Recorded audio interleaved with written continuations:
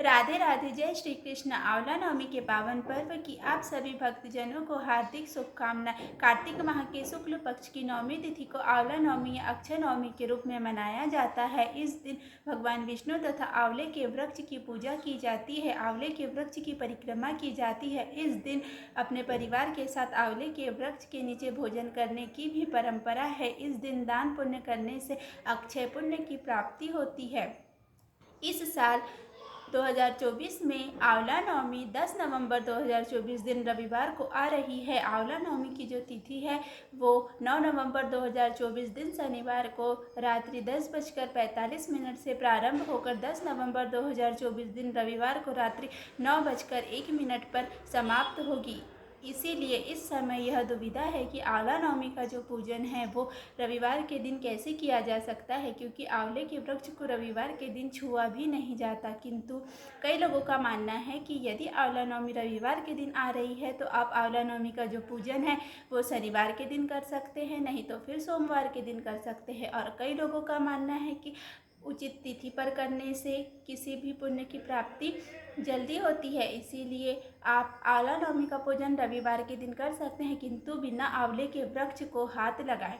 अब हम आगे वीडियो में देखते हैं कि इसमें पूजन सामग्री में कौन कौन सी चीज़ें लगेगी। इसके लिए पूजन सामग्री में हल्दी, कुमकुम, जल, कच्चा दूध, कच्चा धागा, फल, फूल, मिठाई, नारियल, चंदन इत्यादि की आवश्यकता होगी। अब हम आगे के वीडियो में इसकी पूजन विधि के बारे में चर्चा करते हैं। आप सर्वप्रथम आंवले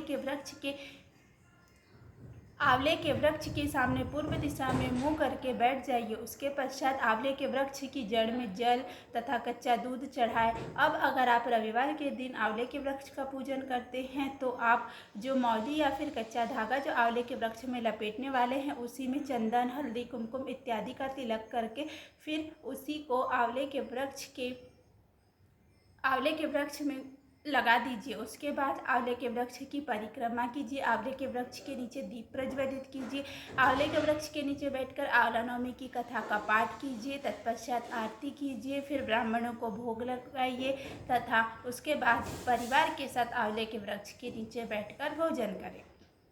अब हम आगे के वीडियो में देखते हैं कि आंवला नवमी की जो पौराणिक कथा है वो क्या है, क्योंकि आप आंवला नवमी के दिन अगर इस कथा का पाठ करते हैं या फिर सुनते हैं तो आपको अक्षय पुण्य की प्राप्ति होती है।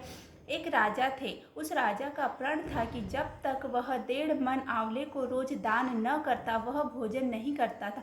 वह प्रतिदिन यही कार्य करता था, उसके पश्चात ही भोजन करता था। किंतु एक दिन राजा के बेटे तथा बहू के मन में यह विचार आया कि यदि पिताजी हर दिन यही काम करते रहे तो हमारे राजकोष का धन तो एक दिन खाली हो जाएगा। तो बेटे तथा बहू ने राजा से यह बात बोली कि पिताजी आप आंवले का दान न करें। इस बात को सुनकर राजा को बहुत दुख हुआ और राजा अपनी रानी के साथ महल को छोड़कर एक जंगल में चला गया।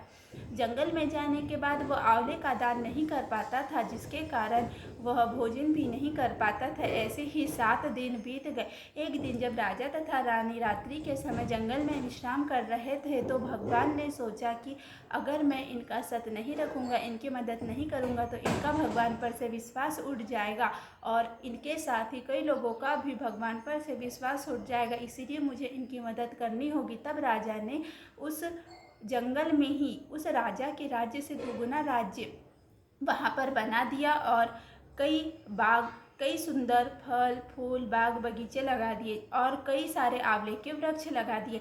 जब राजा तथा रानी सुबह सोकर उठे तो उन्होंने भगवान का धन्यवाद किया कि भगवान ने हमारी मदद करी तथा आंवले के वृक्ष से आंवले को तोड़कर दान किया। उसके पश्चात भोजन ग्रहण किया। उधर बेटे तथा बहू को उनके कर्मों की सजा मिल गई थी। उन्होंने आंवले का अपमान किया तथा अपने माता पिता के साथ दुर्व्यवहार किया। इसीलिए दुश्मनों ने उनके राज्य को लूट लिया। अन्न धन के लाले पड़ गए, यहाँ तक कि उन्हें अपने पिता के राज्य में ही काम ढूंढने को आना पड़ा। परिस्थिति इतनी खराब हो चुकी थी कि न तो माता पिता ने बेटे बहू को पहचाना और न ही बेटे बहू ने माता पिता को पहचाना, क्योंकि माता पिता कभी नहीं सोच सकते थे कि उनके बेटे बहू काम की तलाश में यहाँ आएंगे और बेटे तथा बहू कभी यह नहीं सोच सकते थे कि माता तथा पिता को इतना बड़ा राज्य मिल जाएगा। इसीलिए बेटे तथा बहू पिता के राज्य में ही काम करने लगे। एक दिन जब बहू अपनी सास की बीनी बना रही थी तो उसने रानी के पीठ पर मसा को देखा तो उसकी आंखें भर आई और उसकी आंखों से आंसू रानी की पीठ पर टपक गया। जब रानी ने पीछे मुड़कर देखा और पूछा कि तुम क्यों रो रही हो, तब बहू ने बताया कि आपकी पीठ पर जैसा मसा है वैसा ही मसा मेरी सास के मुंह पर, पीठ पर भी था। हमने उन्हें आंवले का दान नहीं करने दिया, जिस कारण हमें उनके कर्मों की यह सजा मिल रही है। तब सास ने बहू को पहचान लिया तथा अपनी बहू को समझाया कि दान करने से कभी भी किसी का नुकसान नहीं होता है, बल्कि बढ़ता ही जाता है। उसके बाद बेटे तथा बहू तथा माता पिता उस राज्य में खुशीपूर्वक रहने लगे। इस कहानी से हमें यह सीख मिलती है कि जिस प्रकार भगवान ने राजा तथा रानी का सत धरा है, वैसे ही हम सबका सत धरे, हमारे परिवार को सुख समृद्धि से भरे रखे, खुशीपूर्वक बनाए रखें।